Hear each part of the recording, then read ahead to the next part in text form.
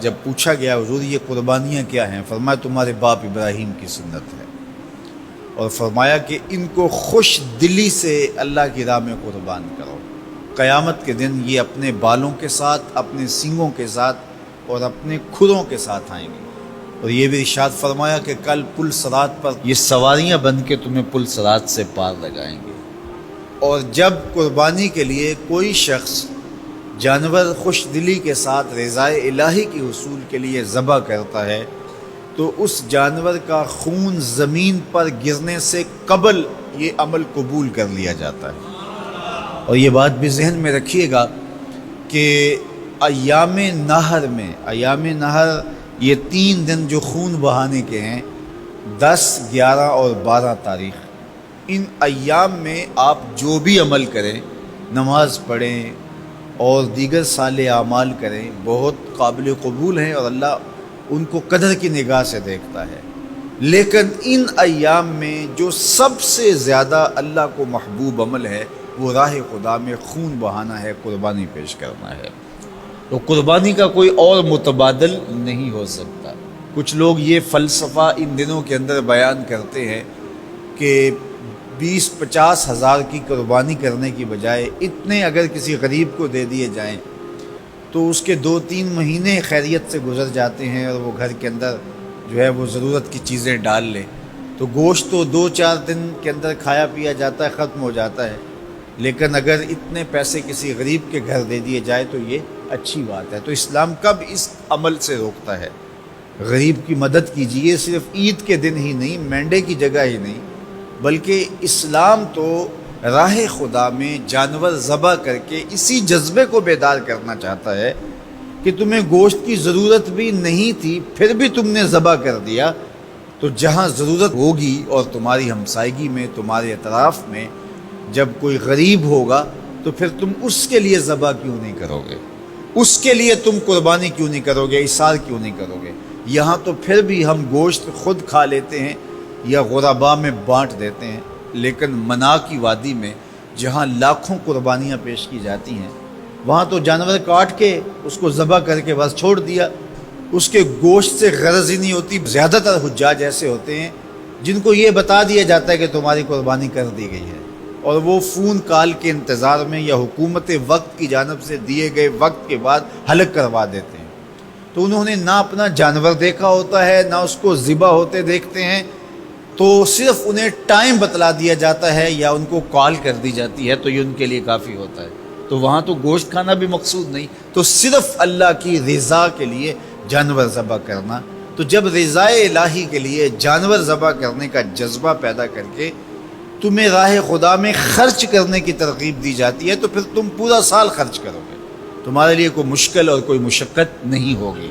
لیکن اگر تم جو ہے وہ اس جذبہ خیر سے نور حاصل نہیں کرو گے تو پھر تمہیں یہ دولت نصیب نہیں ہوگی۔ تو سب سے افضل عمل ان 3 ایام کے اندر جو بتایا گیا وہ یہی ہے کہ راہ خدا کے اندر خون بہانا ہے۔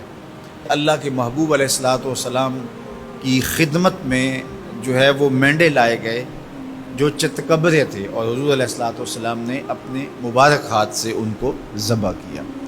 تو عید قرباں یہ ایثار کی عید ہے، یہ قربانی کی عید ہے، اور اسلام ہمیں قربانی سکھاتا ہے۔ اسلام لمحہ لمحہ قربانی ہے، ایک ایک ساعت اسلام قربانی کا نام ہے، اور ہمیں درس زندگی یہی دیا جاتا ہے کہ ہم قربانی سے اپنی زندگی کو عبارت کریں۔ وہ کتنا دل گداز لمحہ ہے، قرآن نے اس منظر کو بیان کیا کہ جب حضرت خلیل اللہ نے خواب دیکھا، اپنے بیٹے کو ساتھ لے کر کے وادی منع میں پہنچتے ہیں، اور جو ارادہ تھا، عزم مصمم تھا، اس کا اظہار اپنے بیٹے کے سامنے کیا تاکہ اس نیکی میں بطیب خاطر یہ بھی شامل ہو جائے۔ قرآن نے اس کو بیان کیا ہے۔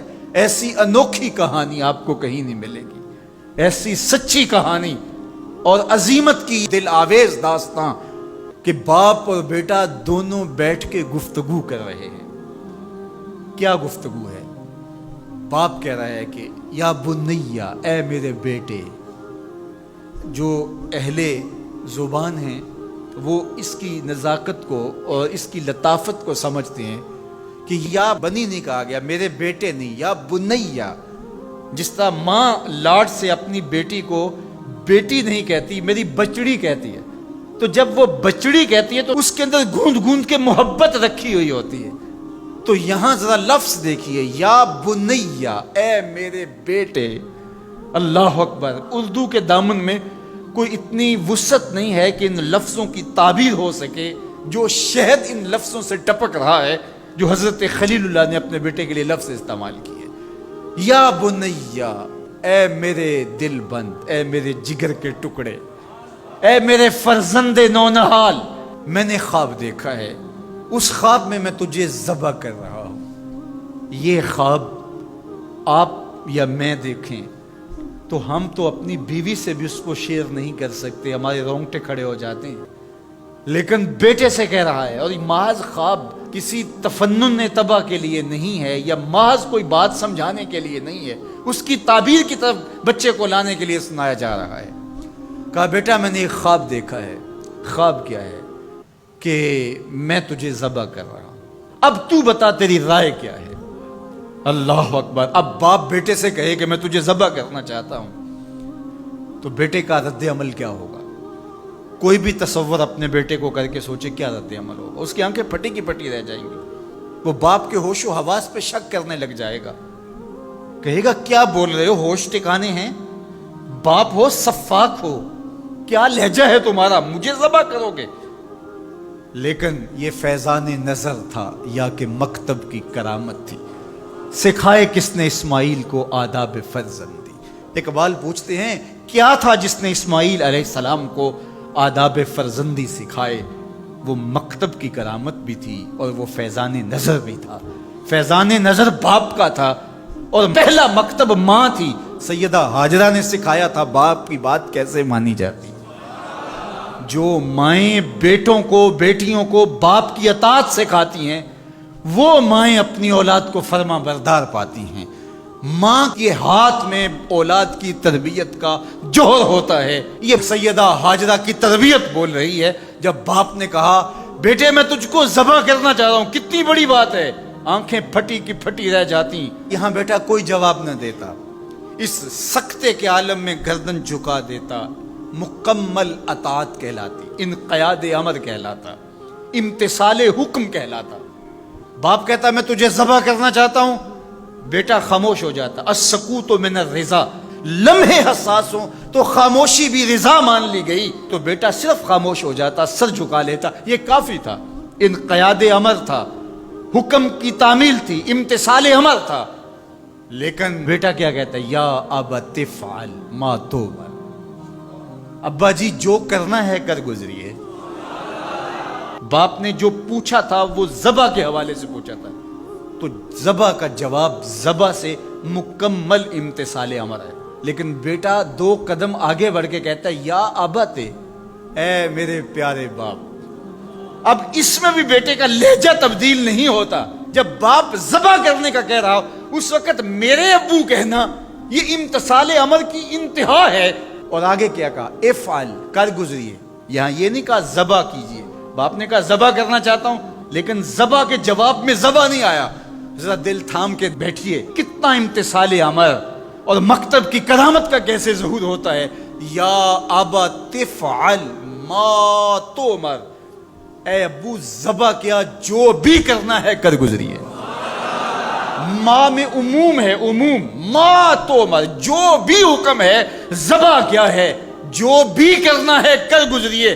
رہی بات میری تو یہ کام چھوٹا تو نہیں، ستجدنی انشاءاللہ من الصابرین.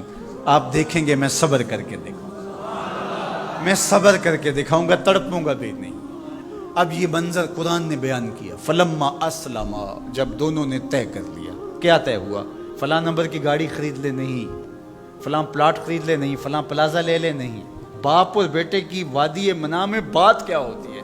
باپ کہتا ہے میں تجھے ذبح کرنا چاہ رہا ہوں، بیٹا کہتا ہے میں ہونے کے لیے تیار ہوں. آپ دیکھیں گے کہ میں جنبش نہیں کروں گا.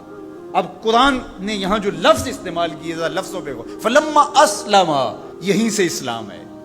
اسلام یہ ہے یار کے آگے سر تسلیم خم کر دینا. من مانی کا نام اسلام نہیں ہے، اللہ رسول کی اطاعت کا نام ہے.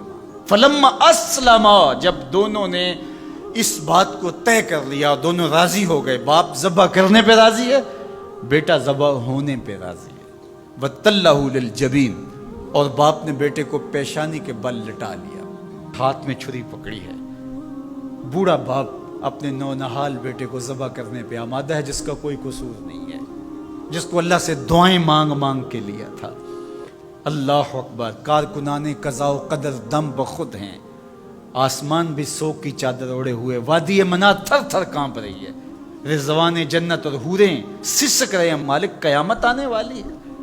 کہا تم بھی کہتے تھے خلیفہ ہمیں بناؤ، ذرا میرے بندے کا انداز عبادت بھی دیکھو، میرے بندے کی بانکی ادا بھی دیکھو، میرے حکم پر اس کی تعمیل دیکھو. اللہ اکبر. حضرت خلیل اپنے بیٹے کو لٹا کے ہاتھ میں چھری پکڑے، بیٹے کو ذبح کرنے کے لیے آگے بڑھتے ہیں، ہاتھ میں چھری لیے ہے اور گردن پہ رکھتے ہیں اور پوری قوت کے ساتھ چھری کو گردن پہ پھیر دیتے ہیں، لیکن ایک بال بھی نہیں کٹتا. اس کا یہ مطلب ہی کہ چھری نے اب کام نہیں کیا، میں کیا کروں. کہا شاید میرے دل میں کوئی ایسی بات آ گئی جس سے چھری کو روک دیا گیا. جلدی سے چھری کو پاس پڑی لکڑی یا پتھر پہ مارا. لیما تقطع یا سکین، یا چھری کاٹتی نہیں ہے. آواز آئی الخلیل یامرنی والجلیل ینہانی، خلیل کاٹنے کا کہتا ہے، جلیل کہتا ہے خبردار ایک بال بھی کاٹا. پھر تیز کرتے ہیں اور دوبارہ چھری گردن پہ رکھتے ہیں. اللہ اکبر. گلا کٹ جاتا ہے، خون بہنے لگتا ہے. حضرت خلیل خوش ہو جاتے ہیں، آنکھوں سے پٹی کھول دیتے ہیں، لیکن منظر کیا دیکھتے ہیں کہ جس کو ذبح کیا وہ بیٹا نہیں، وہ تو دمبا ہے. اور حضرت اسماعیل پاس کھڑے مسکرا رہے ہیں، بے ساختہ زبان سے نکلا اللہ اکبر. حضرت اسماعیل بولے لا الہ الا اللہ واللہ اکبر. جبریل امین جو دمبا لے کے آئے تھے وہ بھی پاس کھڑے اور مسکرا رہے تھے، بولے اللہ اکبر وللہ الحمد. اب ابراہیم علیہ السلام کی سرشاری کا عالم جبریل امین موجود ہیں اور دمبا پڑا ہوا ہے. اب ظاہر ہے بات سیدھی سیدھی ہے کہ اللہ کے حکم سے سب کچھ ہوا. حضرت ابراہیم علیہ السلام کے قلب اطہر کو تسلی ہو گئی، لیکن عین اس موقع پر وحی کی چمک سے منا کی وادی روشن ہو گئی اور وحی نازل ہوتی اور آواز آتی ہے وَنَادَيْنَاهُ أَن يَا إِبْرَاهِيمُ قَدْ صَدَّقْتَ الرُّؤْيَا إِنَّا كَذَلِكَ نَجْزِي الْمُحْسِنِينَ. عین اس موقع پہ ہم نے بھی آواز دی ابراہیم بس بس، تو نے واقعی خواب پورا کر دکھایا، ہم نے تیری سنت کو قیامت تک باقی رکھا اور اس تیری نشانی مٹنے نہیں پائے گی. صدیاں بیتنے کے بعد آج بھی منا کی قربان گاہ سے لے کر دنیا کے آخری کونے تک سنت ابراہیمی کو زندہ کیا جاتا ہے. اللہ اکبر. کتنا جگرا تھا اس باپ کا اللہ کی رضا کے لیے. خلت کے تاج یوں نہیں ملتے، عظمتوں کی معراج یوں نصیب نہیں ہوتی. باپ بیٹے کو ذبح کرنے کے لیے آمادہ ہو جاتا ہے. ہمارے ایک بزرگ کہا کرتے تھے بیٹے ہر بندے کا کوئی نہ کوئی اسماعیل ہوتا ہے، جب تک وہ اپنے اسماعیل کی گردن پہ چھری نہیں رکھتا اللہ کی دوستی نصیب نہیں ہوتی. اپنی خواہشات کی گردن پہ، اپنی آرزوؤں کی گردن پہ چھری پھیرو. اللہ کے لیے محبوب سے محبوب چیز قربان کرنے کے لیے آمادہ ہو جاؤ، پھر تمہیں وہ اپنی قربتوں سے مالا مال کرے گا.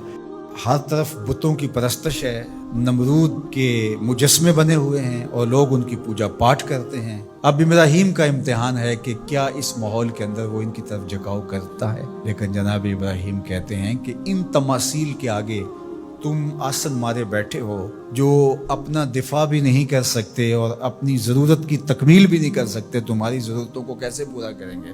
تو یہ میرے رب نہیں ہو سکتے. شمس و قمر کو، چاند کو، سورج کو، ستاروں کو پوجتے ہو. اچھا یہ چاند، یہ ستارے رب ہے؟ تو جب ڈوب گئے تو کہا کہ جو ڈوبنے والے ہیں وہ میرے رب تو نہیں ہو سکتے. مجھے رب کی ضرورت پڑ جائے، رب ڈوبا ہوا ہو تو مجھے تو وہ چاہیے جو ہر وقت حاضر ہو. تو میں تو اس رب کی پوجا نہیں کر سکتا. یہ ان کے شعور کا امتحان تھا اور اس شعوری امتحان میں پورے نکلے. پھر اس کے بعد اگلا امتحان تھا کہ وہ اس شعور کو بیان کرنے کی طاقت بھی رکھتے ہیں کہ نہیں.